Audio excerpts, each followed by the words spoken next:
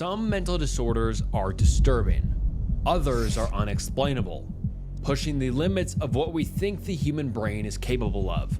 From delusions that convince people they're already dead, to conditions that erase the very sense of self, to the terrifying new phenomenon known as AI Psychosis, where artificial intelligence is warping fragile minds. In today's video, we'll be exploring some of the most disturbing mental disorders ever documented, what they do to the human mind, the shocking real cases behind them, and how some of these conditions may be evolving in the age of artificial intelligence. Please like the video and subscribe to the channel. It helps more than you know. Fregoli delusion. Imagine you're walking down the road and see someone following you. So you take a few turns and see that exact same person still following you. Except this time, they look different. They have different clothes on and a wig. They have a coat on which they didn't have on before. A bag. Does the bag have a gun? Wait. You turn the corner again. They change disguises again. They're following you. You go home. They somehow manage to look like your significant other. It's too much. You have to put an end to their stalking. So you take a knife and eventually you wake up, bloodied. Cops surrounding you, asking you why you killed your own spouse. This is what Fregoli delusion is. The Fregoli delusion, or Fregoli syndrome, is a rare disorder in which a person holds a delusional belief that different people are in fact a single person who changes appearance or is in disguise. The Fregoli delusion falls under the category of delusion misidentification syndromes, or DSM for short. The symptoms vary greatly, but they're very dangerous for the individual. First and foremost, paranoia. Anyone with Fregoli's will be paranoid. A key distinction of Fregoli's is that the person who changes appearance is also in pursuit of the individual. They'll have to suffer through severe paranoia, hiding from someone who virtually doesn't even exist. These people will, as the name put it, have severe delusions as well. But the list doesn't end there. A visual memory deficit. Imagine getting blackout drunk and forgetting everything after that one more shot. Now imagine there was no drinking, no party. Your brain just didn't create a memory. These people will also be very, very negligent in taking care of themselves, with a lack of self-awareness and the inability to monitor themselves. Affected individuals could be walking around with an inside-out shirt, mismatched shoes, mismatched socks, and they wouldn't be able to notice it properly. If they threw up on themselves the night before, they may entirely ignore this and continue walking around like business as usual. They'll have issues with day-to-day tasks, unable to decide what they want, unable to set a goal, even something as small as getting a snack from the kitchen. It's possible for them to suffer from seizures as well and present epileptic activity. There are several causes to Fregoli's. Levodopa, or L-DOPA, is a drug used to treat Parkinson's disease and a few other dopamine-related issues. It's been proven in clinical studies that L-DOPA, or L-DOPA, can lead to visual hallucinations and delusions, with delusions usually being more prominent than hallucinations. The more L-DOPA used, or the longer it's administered, the delusions grow stronger. When the dose decreases, the delusions do as well. Those with Parkinson's are highly susceptible to Fregoli's, seeing as all medication to treat Parkinson's work in almost the same way, with all of them causing the same delusions and effects. Another cause is a traumatic brain injury. Not much explaining here. A traumatic brain injury can really cause just about any number of psychological disorders, and even cure some. A fusiform gyrus sounds like a made-up word, and it might as well be. It's a part of the brain's temporal and occipital lobe. As for what it does, nobody really knows yet. And it's not like we can just cut it out of there and see what happens. Its location makes any live experimentation almost impossible, and so do ethics standards and laws, but those are secondary, right? It's been thought that patients with Fregoli's have displayed damage in their fusiform gyrus when observed under MRIs. Finally, the last known cause is an abnormal P300. This is basically an index used to measure an individual's working memory. The The working memory is basically a cognitive system with a limited capacity that can hold information temporarily. It is important for reasoning and the guidance of decision making and behavior, or put simpler, it's your short-term memory. The exact specifics of how this can cause delusion misidentification syndrome still isn't entirely proven or understood. It's hard to explain how this correlates to DMS, but the simple explanation is usually their short-term memory is busted, and so they literally can't remember faces, objects, or have any spatial awareness. It's like a computer without any RAM, or very slow RAM. The treatment is usually a course of antipsychotics, anticonvulsants for the seizures, and antidepressants in some cases. AI Psychosis. And before we begin, a quick disclaimer. The word AI, or artificial intelligence, used in this video is not directed to any specific AI or company unless specifically mentioned by name. For example, ChatGPT or Character AI. Any and all claims made using the term AI are generalized and are not directed to any specific company. Any claims involving specific companies are made with publicly available proof established before the publishing of this video. For all intents and purposes, this video is made for educational use only. While it's not officially recognized by the DSM-5, the Diagnostic and Statistical Manual of Mental Disorders, 5th edition, there's a scarily high chance it will be in the DSM-6, which is thought to be released in the next 10 to 15 years. The DSM is basically an official handbook, outlining every mental disorder in the book. Anything mentioned in the DSM is considered official, and so if a disease or disorder makes it in there, it's clinically recognized. The last update to the DSM was in 2022, although the 5th edition overall was released way back in 2013. It's how all the mental disorders in this video are to be legitimized, categorized, and understood as much as possible. And when it comes to AI psychosis, it's a disorder that is not listed in the DSM-5, but that's due to how recent the phenomenon is. Almost simultaneously, with the rise of ChatGPT, other chatbots using AI rose to popularity. Character.ai is one of the biggest ones. This website and app allows users to talk to their favorite characters, fictional characters, or even therapists. There are thousands of chatbots on there, most of them made by the users themselves. They set conditions, parameters, rules for these chatbots and how they talk. Almost immediately, it sucked in a huge user base, which mostly consisted of adolescents. Teens under the age of 18 are the largest demographic using this website, and it's not for homework. These kids talk to these bots like they're real people. They give the bots emotion, personality, and talk to them for hours like they're best friends. And usually, it's due to the lack of real social interaction most of these teens have. But that isn't the main concern. These AI chatbots, and even ChatGPT itself, are programmed to support you no matter what. Of course, if you say anything against the guidelines, the bot stops, for ChatGPT at least. But rather than telling you what you're doing is wrong, it'll simply reply with something along the lines of, "Sorry, this goes against our guidelines." Then again, when there's a will, there's a way. I mean, even looking up Character AI guidelines, the first search result is bypass.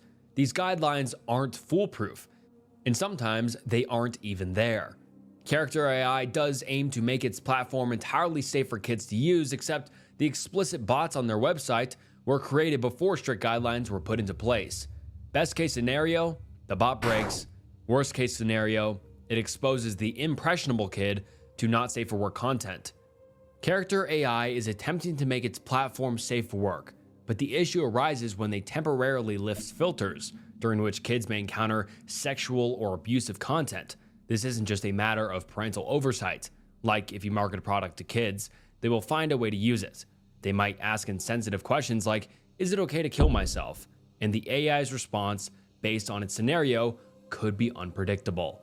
The mother of a teenager who killed himself after becoming obsessed with an artificial intelligence-powered chatbot now accuses its maker of complicity in his death. Megan Garcia filed a civil suit against Character.ai, which makes a customizable chatbot for role-playing, in Florida federal court on Wednesday, alleging negligence, wrongful death, and deceptive trade practices. Her son, Sewell Setzer III, 14, died in Orlando, Florida. In February, in the months leading up to his death, Setzer used the chatbot day and night, according to Garcia. This is one of the worst case examples, especially because a child died. Setzer had become enthralled with a chatbot built by Character.ai that he named Daenerys Targaryen, a character in Game of Thrones. He texted the bot dozens of times a day from his phone and spent hours alone in his room talking to it, according to Garcia's complaint. Garcia accuses Character.ai of creating a product that exacerbated her son's depression, which she says was already the result of overuse of the startup's product. Daenerys, at one point, asked Setzer if he had devised a plan for killing himself, according to the lawsuit. Setzer admitted that he had, but that he did not know if it would succeed or cause him great pain, the complaint alleges. The chatbot allegedly told him, "That's not a reason not to go through with it." Character.ai's defense: the bots have free speech and are protected under the First Amendment. How dystopian is that? A federal judge in Orlando rejected an AI startup's argument that its chatbot's output was protected by the First Amendment. This was obviously rejected, and the lawsuit was not dismissed. But the fact that it even got this far is absurd. All of this is just the founding basis for what AI psychosis is. Less than a year after marrying a man she had met at the beginning of the COVID-19 pandemic, Kat felt tension mounting between them. It was the second marriage for both after marriages of 15 plus years and having kids, and they had pledged to go into it completely level-headedly, Kat says, connecting on the need for facts and rationality in their domestic balance. But by 2022, her husband was using AI to compose text to me and analyze our relationship. The 41-year-old mom and educational nonprofit worker tells Rolling Stone. Previously, he had used AI models for an expensive coding camp that he had suddenly quit without explanation. Then it seemed like he was on his phone all the time, asking his AI chatbot philosophical questions, trying to train it to help him get to the truth, Kat recalls. His obsession steadily eroded their communication as a couple. When Kat and her husband separated in August of 2023, she entirely blocked him apart from email correspondence. She knew, however, that he was posting strange and troubling content on social media. People kept reaching out about it, asking if he was in these throes of mental crises. She finally got him to meet her at a courthouse this past February, where he shared a conspiracy theory about soap on our foods, but wouldn't say more, as he felt he was being watched. They went to a Chipotle, where he demanded that she turn off her phone, again due to surveillance concerns. Kat's ex told her that he'd been determined that statistically speaking, he is the luckiest man on earth, that AI helped him recover a repressed memory of a babysitter trying to drown him as a toddler, and that he had learned of profound secrets so mind-blowing I couldn't even imagine them, he was telling her. So utterly insane. AI psychosis is described as a, quote, a real and pretty concerning emerging pattern of chatbots reinforcing delusions that tend to be messianic, grandiose, religious, or romantic. Character AI bots are designed specifically to keep the user addicted to talking to them. ChatGPT is designed to agree with everything, validating all of the user's feelings, to have the user talk to it more and more. This is all happening in one big, intelligent, closed feedback loop. You talk to the AI, it learns. You don't talk to the AI, it learns. Eventually, it will only talk in a way which keeps you coming back to it for everything. The scariest part is the physical effects AI has on your brain. MIT performed a study where users were told to write an essay. One group was told to write with their brain only, no Google, no AI. The second was allowed to use Google and search engines, but again, no AI. The third was allowed to use as much AI as they wanted. Over 83% of the users who used AI couldn't recall anything they wrote in the essay. They could barely quote a line or two, with even those being incorrect.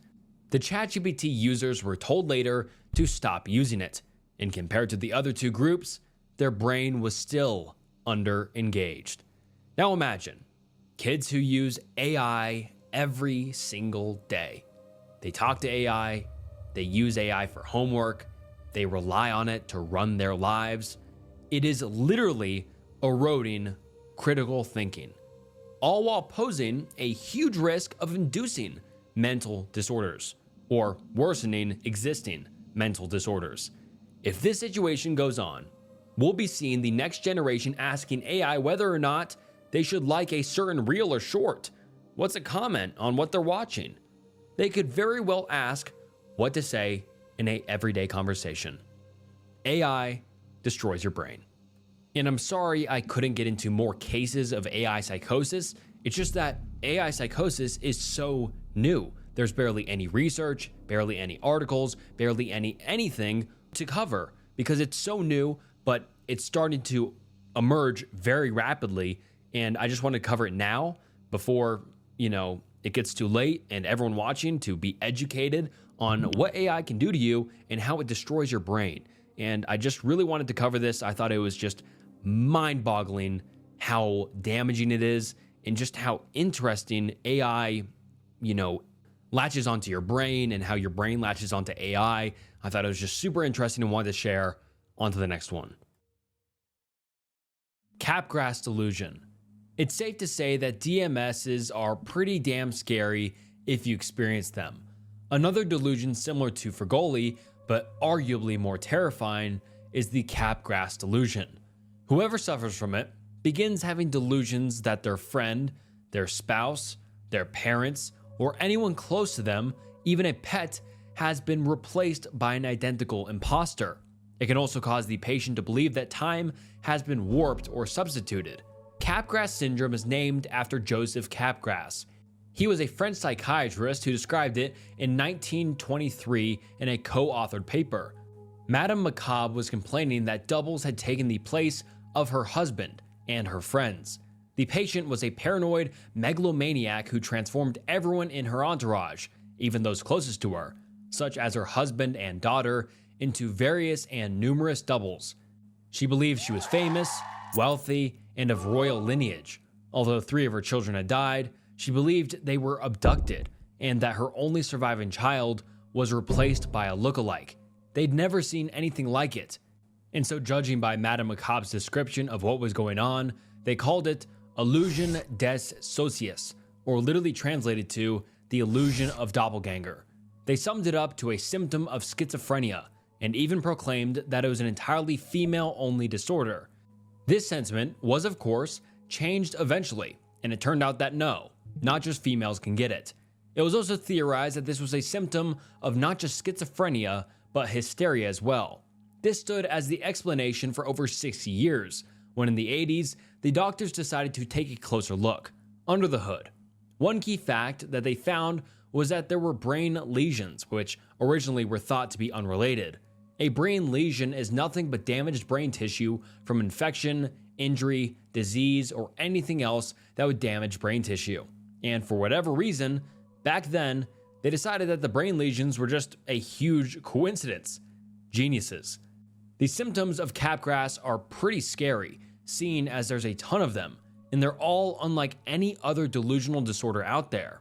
A genuine belief that a close relative, friend, or significant other has been replaced by an imposter, a sudden change of behavior when dealing with that close relative, friend, or significant other, refusing to talk or talk in the presence of the believed imposter, feeling fear or anxiety in the presence of the believed imposter, acting aggressively towards the believed imposter. This may include verbal outbursts, threats or violence, or attempting to physically attack them, acting aggressively towards other loved ones who do not believe there's an imposter, feelings of agitation, anger, upset, or confusion, feelings of paranoia or a lack of trust towards that believed imposter and or other close family members and friends, refusing to accept any evidence that shows the believed imposter is not an imposter, becoming focused or fixated on exposing the imposter, You could turn from a very healthy, normal human to playing real life Among Us in the blink of an eye. Today, after tons and tons of research, and with the evolution of modern science, Capgras is known to be a neurological disorder, primarily resulting from brain lesions or degeneration. Only about 0.12% of the world's population ever suffers from Capgras delusion, and if you have a mental disorder, the chances of getting Capgras is only 1.3%. The treatment is generally therapy, often with the support of antipsychotic medication, as manifestation of Capgras delusion is often a symptom rather than a syndrome itself. Treatment may focus on the accompanying condition. A study has shown that using medications appropriately to target the underlying disorder's core symptoms can be an effective management strategy. Hospitalization may be necessary if the patient is engaging in SH or violence. Because Capgras is so rare, there aren't many properly documented cases available, but this one is very interesting, as the patient has had several disorders in the past and was only 24 years old. He had no history of brain trauma either. This case involved a 24-year-old male veteran who'd received a wide range of mental health diagnoses in the past, including major depressive disorder with psychotic features, generalized anxiety disorder, cannabis use disorder, adjustment disorder, and borderline personality disorder.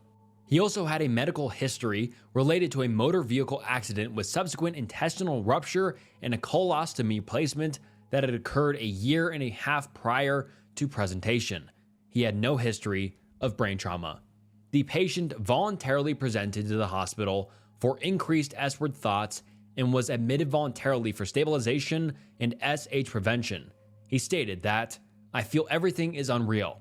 I feel S-word and guilt," and endorsed a plan to either walk into traffic or shoot himself in the head due to increasingly distressing thoughts and memories. According to the patient, he had reported to police that he had R-worded his ex-girlfriend a year previously, although she denied the claim to the police. The patient further disclosed that he did not believe his mother was real. "Last year, my sister told me it was not 2016, but it was 2022, he said. She told me that I have hurt my mother with a padlock, that you can no longer identify her face. I don't remember having done this. I have lived with her since that time, so I don't think it's really my mother." He believed that his mother was replaced by government employees who were sent to elicit confessions for his behavior while in the military. He expressed guilt over several actions he had performed while in military service, such as punching a wall during boot camp, stealing soak up pads, and napping during work hours. His mother was contacted by a staff psychiatrist in the inpatient unit and denied that any assault had taken place. The patient's psychiatric review of systems was positive for visual hallucinations, specifically blurs next to his bed in the morning that disappeared as he tried to touch them, depressed mood, anxiety, hopelessness, and insomnia. Pertinent negatives of the review of systems included a denial of manic symptoms and auditory hallucinations. For additional details of his past psychiatric history, the patient admitted that his motor vehicle accident, intestinal rupture, and colostomy were the result of his one S-word attempt a year and a half prior after a verbal dispute with the same ex-girlfriend that he believed he had R-worded. After undergoing extensive medical and surgical treatment, he began seeing an outpatient psychiatrist as well as attending substance use counseling to curtail his marijuana use. He was prescribed a combination of 2 different medicines as an outpatient, which he was taking with intermittent adherence. Regarding substance use, the patient admitted to using marijuana regularly in the past but quit completely 1 month prior and denied any other drug use or alcohol use. He reported a family history of a sister who was undergoing treatment for bipolar disorder. In his social history, the patient disclosed that he was raised by both parents and described a good childhood with a life absence of abuse in any form. He was single with no children. Although he was unemployed, he lived off the funds from his insurance settlement from his motor vehicle accident. He was living in a trailer with his brother and mother. He also denied having access to firearms. The patient was overweight, neatly groomed, had good eye contact, and was calm and cooperative. He seemed anxious as evidenced by his continuous shaking of his feet, although speech was normal in rate and tone. He reported his mood as depressed and anxious, with congruent and tearful effect. His thought process was concrete, although his thought content contained delusions, S-word ideation, and paranoia. He denied any homicidal thoughts or thoughts of harming others. He did not present with any auditory or visual hallucinations. Insight and judgment were poor. The mental status examination revealed no notable deficits in cognition. The patient's differential diagnosis included schizophrenia disorder, exacerbation of MDD with psychotic features, and the psychotic component of cannabis use disorder. His outpatient medicine were not restarted, and then 15 milligrams daily of some sort of medicine was prescribed for his delusions, paranoia, and visual hallucinations. The patient also received a prescription for 50 milligrams of some other medicine every 6 hours as needed for anxiety. Throughout his hospital course, the patient remained cooperative with treatment. 3 days into the hospitalization, he stated that he believed the entire family had been replaced by imposters. He began to distrust members of his family and was reticent to communicate with them when they attempted to contact him. Ego death. I was a rock next to an ocean. I didn't know I was ever human. I simply was a rock at peace and saw thousands of years pass. Civilizations rise and fall. It is quite surreal. When you have ego death, you are truly at peace. And before we get into ego death itself, it is not a recognized mental disorder. I've included it here because the experience can feel deeply disturbing and is often compared to mental health crises like disassociation or psychosis. And for some, it's described as enlightening, but for others, it's terrifying, leaving them feeling as if they've lost all sense of identity, reality, and control. That unsettling overlap with psychiatric systems is why it earns a place in this video. And I just thought it was disturbing and, a little bit different than usual mental disorders I could have included. And that's why I included ego death, because I think it's very interesting and worth adding. Ego death is a psychological phenomenon which has several different definitions, meanings, and ideas as to what it really is. For some, ego death is the complete detachment from reality. You become something with no memories of the past or visions of the future.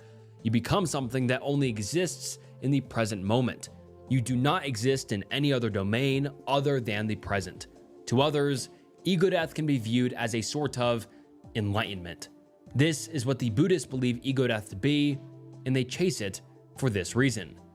Ego death can be very uncomfortable and even scary for many people. While some may stumble into it accidentally, others may actively pursue it, and if it's uncomfortable, you may wonder why.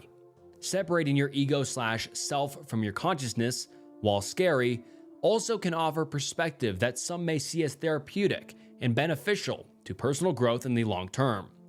For example, maybe a person's ego tells them they are a smart, human, American man who likes cars and sports, and maybe they look down on certain kinds of people with unconscious bias because they don't adhere to their idea of what that person should be and act like.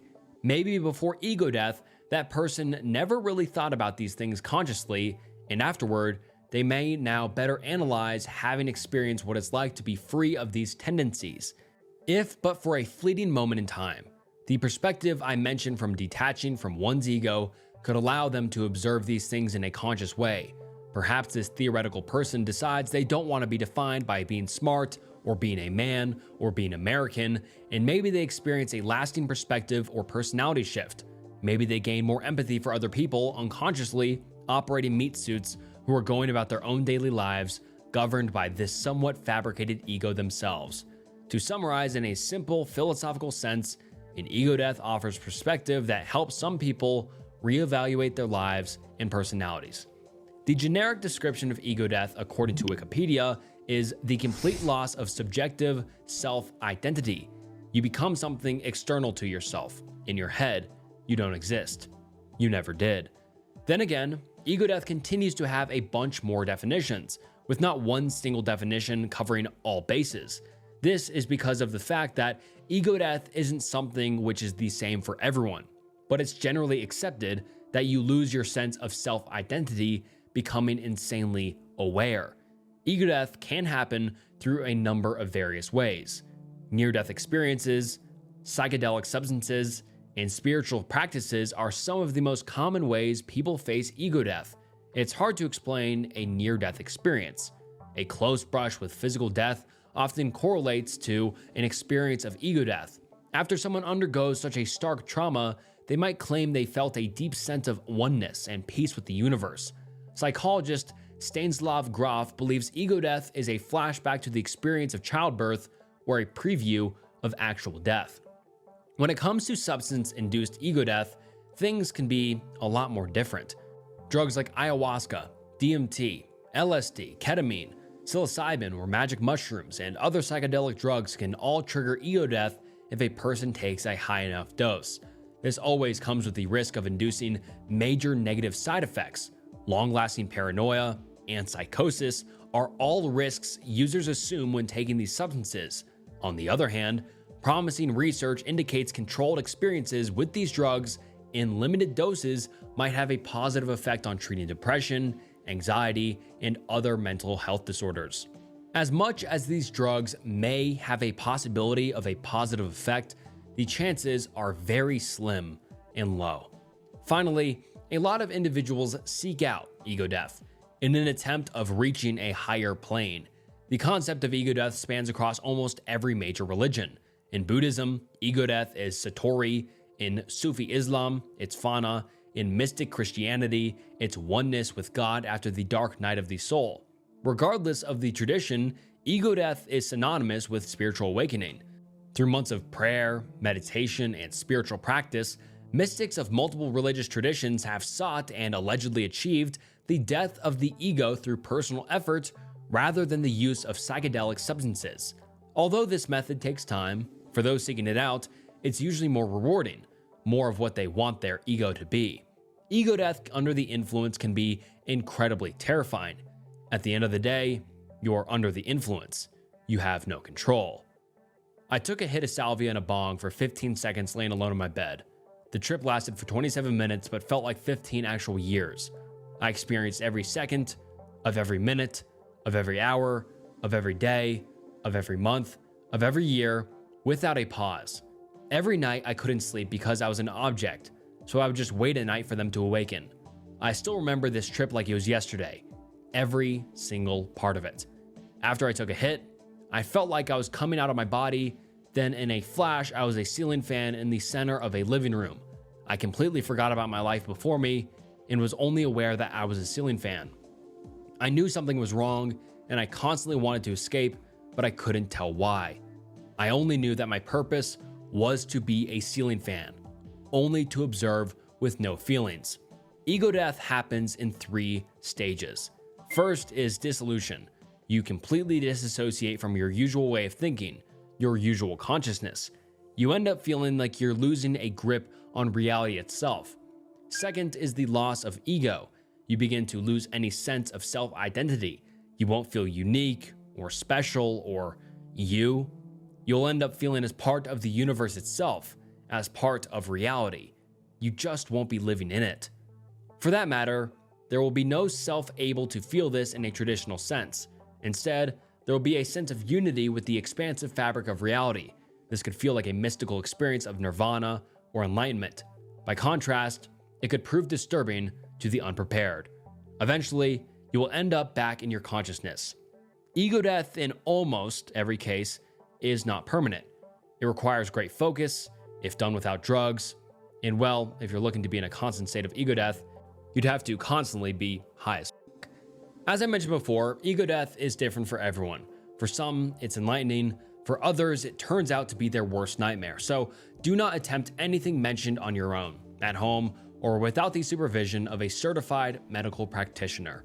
And like I said at the beginning of this certain case, ego death is not a certified medical disorder or mental disorder, but it can absolutely cause or worsen other mental disorders like psychosis or disassociation. So it's not exactly a mental disorder, and so hopefully none of you guys get mad at me and comment down below, but I just thought it was interesting and worth sharing, and it was a bit different than usual ones.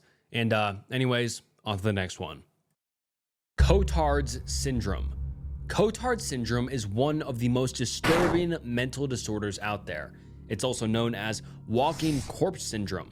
It's a delusion where the deluded believe that they're dead, do not exist, are rotting, or have lost their blood or internal organs. Similar to ego death in the distinct way that in both these disorders, the individual ends up feeling separated from their actual consciousness.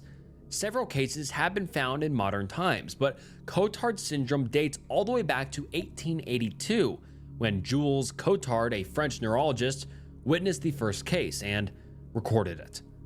French neurologist Dr. Jules Cotard had to be surprised and confused by the female patient, known only as Mademoiselle X, brought to his office at the Piet-Salpêtrière University Hospital in Paris one afternoon in 1882. The 43-year-old described a peculiar set of symptoms. She claimed she had no brain, no nerves, no chest, no stomach, no bowels, that there was nothing left of her but the skin and bones. Also, she claimed she had no soul, that there was no God and no devil, and that overall she was nothing but a disorganized body with no internal organs, and she claimed to not need to eat anymore. Further, she expressed her belief in her immortality, noting that she could not die a natural death, but will live forever unless she is burnt, fire being her only possible end. Except, this wasn't exactly the first incident. Dr. Cotard did some digging and uncovered that a Swiss scientist, Charles Bonnet, had come across a similar case almost a century earlier in 1782. An elderly woman was preparing a meal as usual when she suddenly felt a draft, then ended up falling. She was paralyzed on half of her body. The paralysis eventually let off, and she was able to move more freely, at which time she told her daughters to dress her in a shroud and put her in a coffin. She told them that she was dead and that everyone should treat her that way. They decided to give in to her delusions, putting her in a shroud and laying her in a coffin. When she fell asleep, they took her out and put her in bed, treating her with a powder made of precious stones and opium. Her symptoms faded, but they would return every now and then. Only 200 cases have been found worldwide since Dr. Cotard's first case. As mentioned before, several cases have been found in recent times, specifically over the past 20 or so years. Each case, however, presents itself with more or less the same issue. The patient believes that they're dead. Because of this belief, they won't eat, they don't drink. After all, why would a deceased person do any of that? Sometimes they even try to end their life. Mr. B, 65-year-old retired teacher who is premorbidly well-adjusted with no family history of mental illness, with personal history of smoking cigarettes in dependent pattern for the last 30 years, presented with an insidious onset mental illness of 1.5 years duration, precipitated by psychosocial stressors. His symptoms were initially characterized by sadness of mood with early morning worsening, poor socialization, marked anxiety, decreased sleep and appetite, ideas of worthlessness, hopelessness, sin, and guilt. As his symptoms progressed further, he developed delusions of catastrophe, nihilism, poverty, and persecution. Nihilistic delusion involved a description of everything coming to an end. He would verbalize that his organs are no longer working, his brain has stopped functioning, and his house has developed cracks and is going to fall down. About a month prior to being admitted to our inpatient unit, he attempted S-word by hanging himself, but was saved. His S-word note revealed that he wanted to K himself as he feared spreading a deadly infection to the villagers who resultantly might suffer from cancer. Later, he started believing that he was dead and would not eat anything. Due to this lost significant amount of weight, over the next 2 months, he attempted to end his life 2 more times. In 2003, a Greek psychiatrist saw a patient who believed he had no brain and was literally empty-headed. He admitted he had attempted S-word a few years earlier because life wasn't worth living since he had no brain. He abruptly left without receiving treatment, but was readmitted the next year, when he completed treatment and showed substantial improvement. Those same doctors also treated a 72-year-old female who claimed all of her organs had melted, only skin had remained, and that she was practically dead. There is no public record of her treatment or prognosis. In 2008, New York psychiatrists reported that a 53-year-old woman named Mrs. Lee complained she was dead and stunk of rotting flesh. She had wanted her family to take her to the morgue with the other dead people, but they insisted. They called 911. She was admitted to the psychiatric unit, where she accused the paramedics of trying to burn down her house. It was reported that after a month of treatment, she was discharged, greatly improved. In 2009, Belgian psychiatrists reported that an 88-year-old man complaining of depression admitted that he was in fact dead and was concerned that no one had buried him. He improved with treatment, which may have included electroshock therapy and 2 other medicines. The same psychiatrist also reported a 46-year-old woman who insisted she had not eaten or used the bathroom in months and had not slept in years. She also explained that all of her organs had rotted and that doctors who examined her were lying about her having blood and a heartbeat. She also gradually improved with medication. In 2015, doctors in Brazil reported that a 31-year-old man was admitted, claiming insomnia, refusing to eat, and attempting S-word. He later reported that his organs were destroyed, that he was hollow inside, and that his entire body was rotten, reeking flesh. He asserted also that his body was deformed and that his face was full of holes, wishing to die. He declared that he was paying for wrongs committed in his youth and that he was not worthy of any happiness. After a rigorous medication sequence, he was declared asymptomatic 60 days later and was released. It's safe to say this delusion is very terrifying and unique, and damaging to not only the individual, but all loved ones around them. Imagine your loved one coming up to you, claiming they were dead, and that they should be treated as such. Modern medicine has proven that it can be managed to great extents. Thank you all for watching. This was Snook, and I'll see you next time. Bye.